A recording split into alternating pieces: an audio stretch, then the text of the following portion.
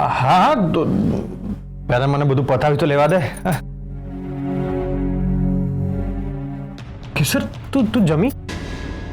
પહોંચતા તમારે હવે ખોટું ના બોલવું પડે એટલે તમે મારી જેમ ટોપિક ચેન્જ કરવા લાગ્યા છો.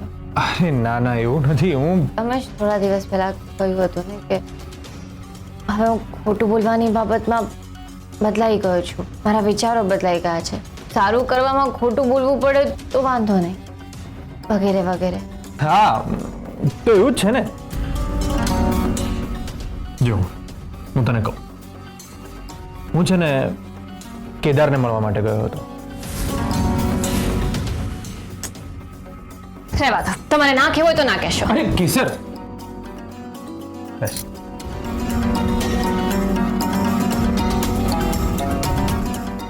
કાલે તારે રથયાત્રાના બંદોબસ્તમાં જવાનું છે, રાઈટ? આની મને કેવી રીતે ખબર પડી? તો ફોજદાર કહીને જવામાં શું વાંધો હતો કે કેદારભાઈને મળવા જાઓ છો? હા પણ કેસર ક્યાં બધાની વચ્ચે ક્યાં બધી ડિટેલ કહેવા બેસું? અને કેદારના છે ને કેસ પર ડિસ્કસ કરવું હતું એટલે ગયો હતો. રાણી સાહેબ એ બધું જવા દો, પણ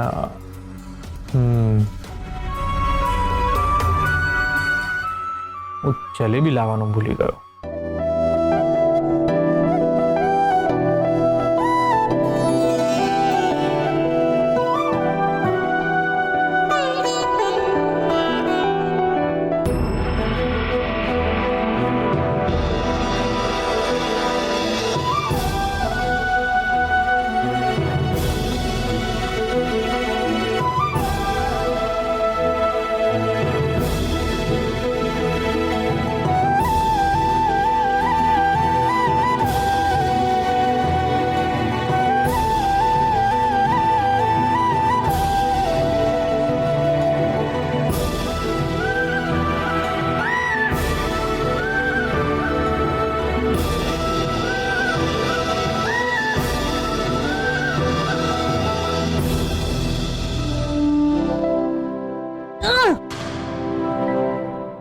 અરે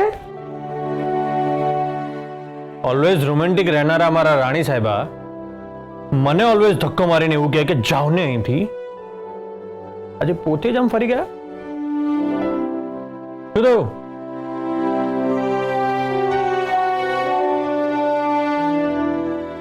કંઈક તો ગડબડ છે. ફોજદાર, તમને કેવી રીતે કહું કે મારી કમર બહુ જ દુખે છે. તો એમાં દર વખતે શું કહેવાનું? સમજી જવાનું હોય ને. અરે પણ મારો વાંક શું છે એ તો કહેતા જાઓ રાણી સાહેબા. તમે જ વિચારો. એક મિનિટ. અરે પણ રાણી સાહેબા ત્યારે વિચારવામાં સમય કોણ બગાડે?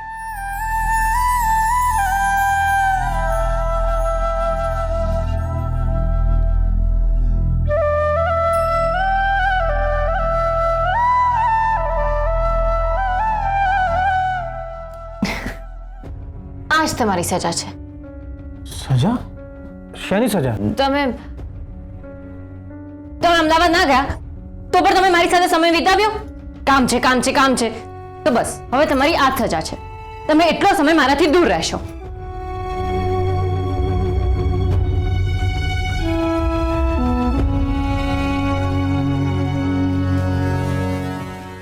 તો અન્યાય કહેવાય ને.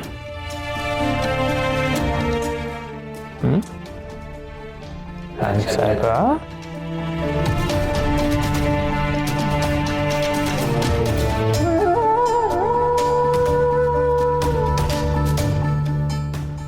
જપતારો મારા નામની માળા. અરે ઓ રાણી સાહેબા.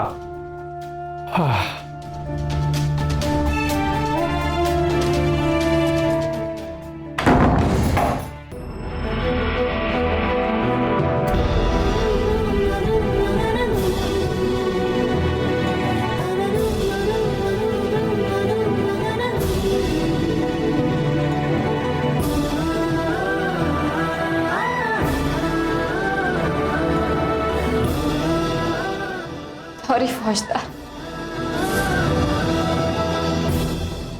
ચલો બેબી માસી, હું જાઉં છું.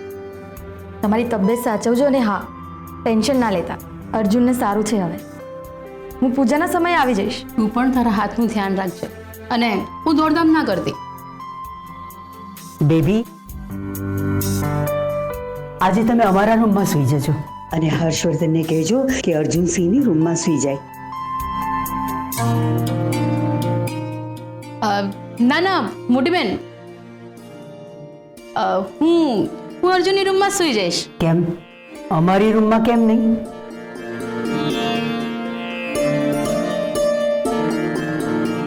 અમે વારે ઘડીએ તમને સૂચનો કરીએ અને તમને વઢીએ એટલે તો શું? હંમેશા એક ટેન્શન રહ્યા કરે કે હમણાં મોટી બેન તરફથી કંઈક આવશે અને એ ટેન્શનમાં ઊંઘ પણ ના આવે. સારું. અમરબા, હું જાઉં છું. જય સોમનાથ. જય સોમનાથ. એકલા જશો? હા. એકલા ના જશો. બેબી, હર્ષવર્ધન સિંહને કહો એમને મૂકી આવે. ના ના, હું એકલી જતી રહીશ. હા મોટી બેન, એ જતી રહેશે. આમ પણ અડધી રાત્રે ઘરે ગયેલી જ છે અને એમ પણ આ શિવગઢની બીજા નંબરની વાઘણ છે. વાઘણ નંબર 2 એટલે? પહેલા નંબરની તો આપણા ઘરમાં જ રહે છે ને, આપણી કેસર. બેબી,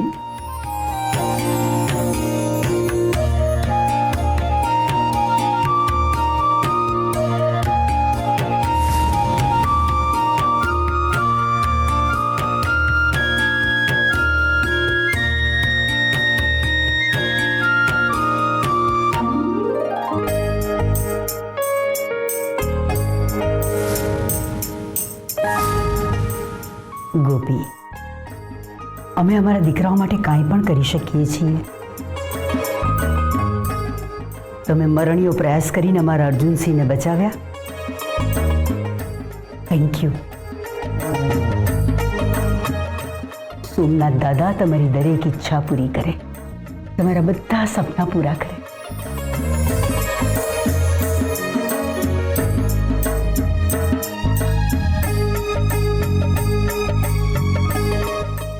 ખુશ રહો.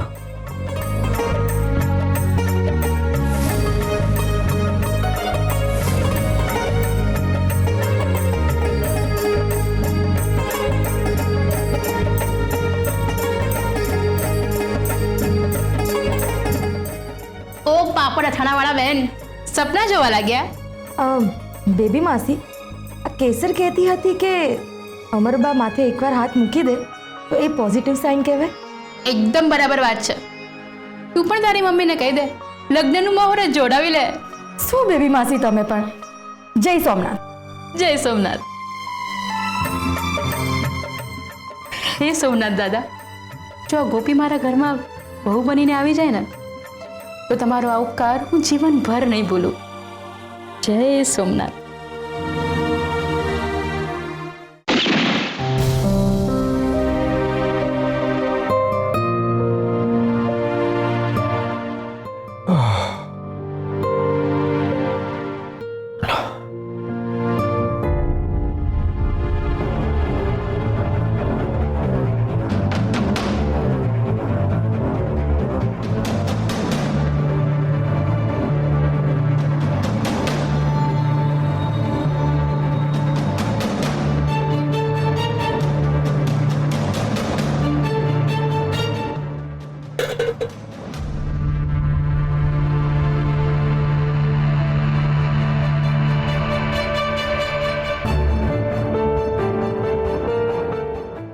केसर क्या गई?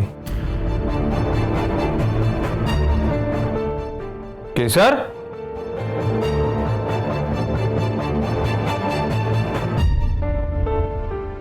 केसर? केसर? आ क्या गई है?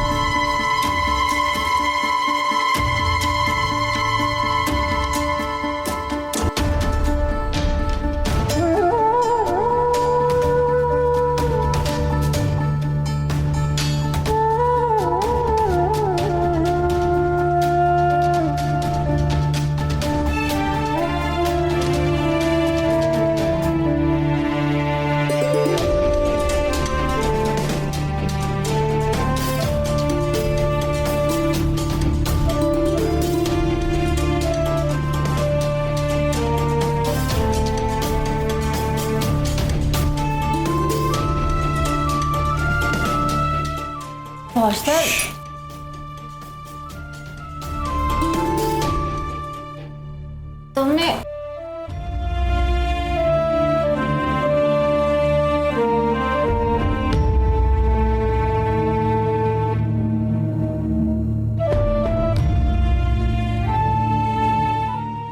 બાય ધ વે મને ખબર પડી ગઈ છે કે તને કમરમાં દુખે છે. કહ્યું કેમ નહીં? તમને કેવી રીતે ખબર પડી? જતા રહો મારા નામની માળા. અરે ઓ રાણી સાહેબા,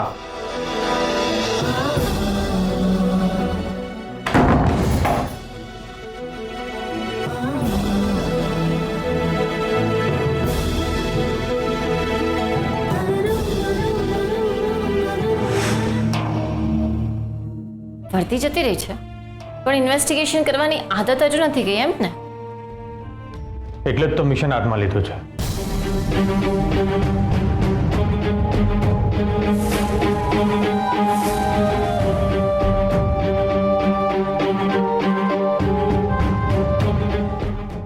મિશન લાપસી, આ લાપસી બનાવવાનું મિશન. મને ખબર પડી ગઈ હતી કે તને કમરમાં દુખે છે અને રથયાત્રા છે તો અમરબાએ તને ટાસ્ક આપ્યા જ હશે. ફોજદાર, આને કઈ ટાસ્ક ના કહેવાય. હું આગળની વહુ છું એટલે મારા સાસુમાએ મને જવાબદારી સોંપી છે, સમજ્યા? હા, હવે તું તો અમરબાનો જ પક્ષ લઈશ ને એટલે આપણે ચર્ચા કરવાનો તો કોઈ પોઈન્ટ જ નથી. હવે લાપસી તો 5 મિનિટમાં બની જશે. બોલો બીજા કયા કયા ટાસ્ક છે? આઈ મીન જવાબદારી સોંપી છે તમને? મંદિરની સાફ સફાઈ કરવાની છે.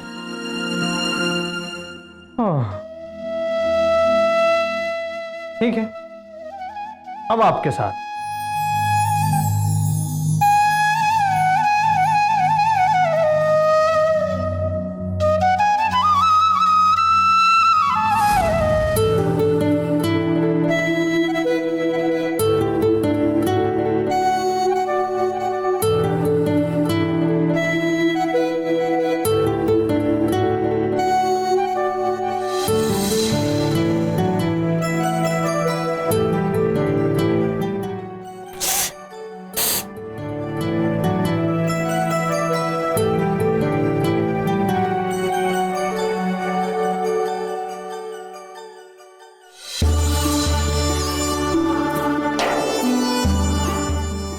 જો હું અમદાવાદ ગયો હોત તો કેસરે આ બધું કર્યું હોત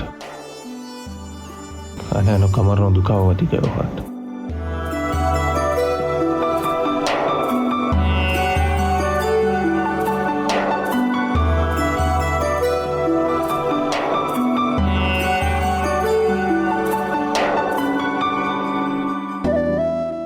ફોજદાર, થેન્ક યુ.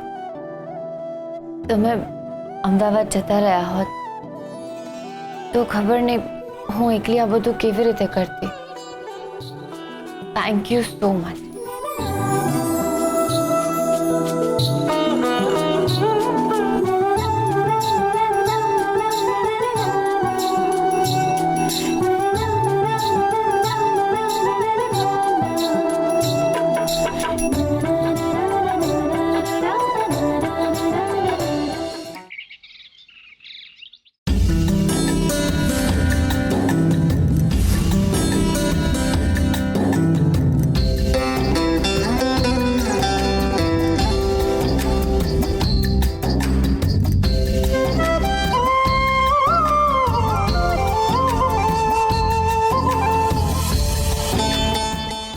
બેબી, પ્રસાદ નથી બનાવ્યો?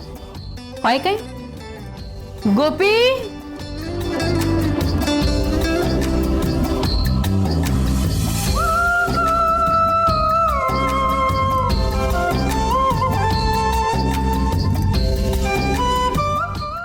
ગોપી, ભગવાનને ધરાવવાનો થાળ પણ લેતી આવ.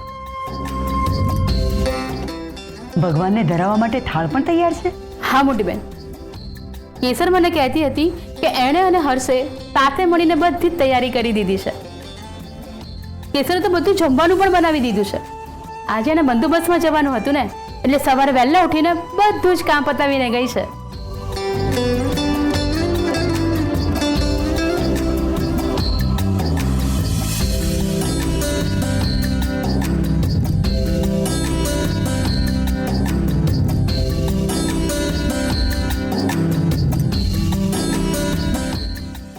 પતી ગઈ? હાશ, નથી થઈ પૂજા હજી. નથી થઈ. વેદિકા બહુ, તમારી કમર હવે સરસ થઈ ગઈ છે નહીં?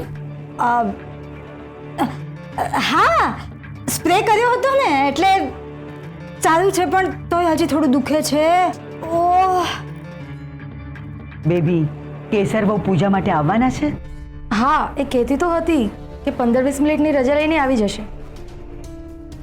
એ બંદોબસ્તમાં હશે એટલે એમને રજા નહીં મળે. બેબી, આપણે પૂજા સ્ટાર્ટ કરી દઈએ. મોટી બેન, હું શું કહું છું, આ બધી તૈયારી કેસરે કરી છે તો 10 મિનિટ એની રાહ જોઈએ ને. બેબી, 11 વાગવા આવ્યા છે અને અમારે પણ ઘણા કામ છે. હા, અમારે પણ ઘણા કામ છે. એમ? તમારે શું કામ છે વેદિકા બહુ? બોલો.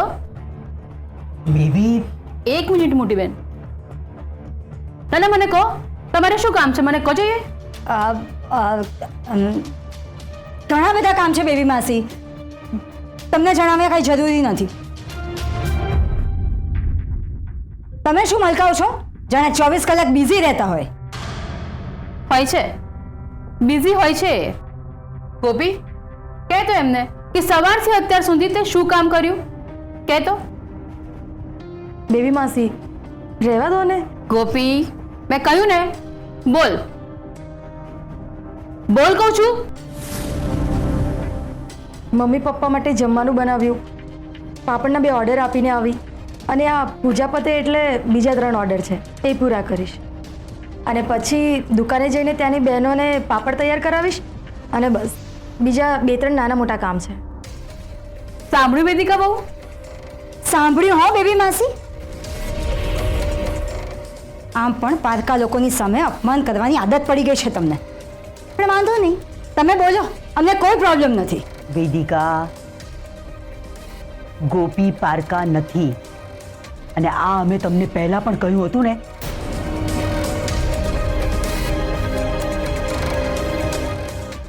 બેબી, હવે 10 મિનિટમાં માત્ર 1 જ મિનિટ બાકી છે. 1 મિનિટ પછી જો કેસર બહુ નહીં આવે તો આપણે પૂજા શરૂ કરી દઈશું.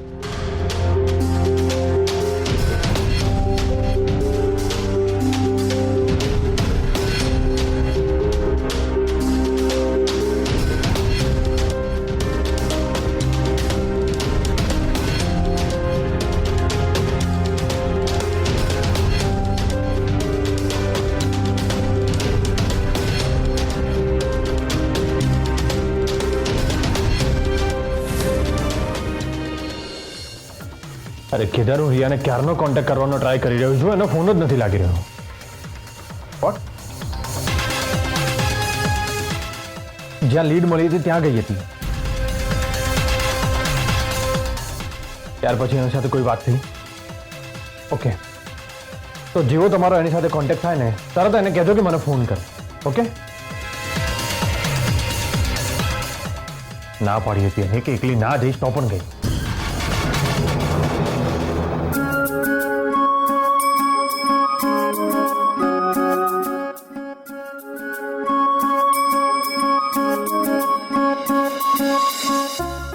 બેબી, હવે પૂજા શરૂ કરી દઈએ.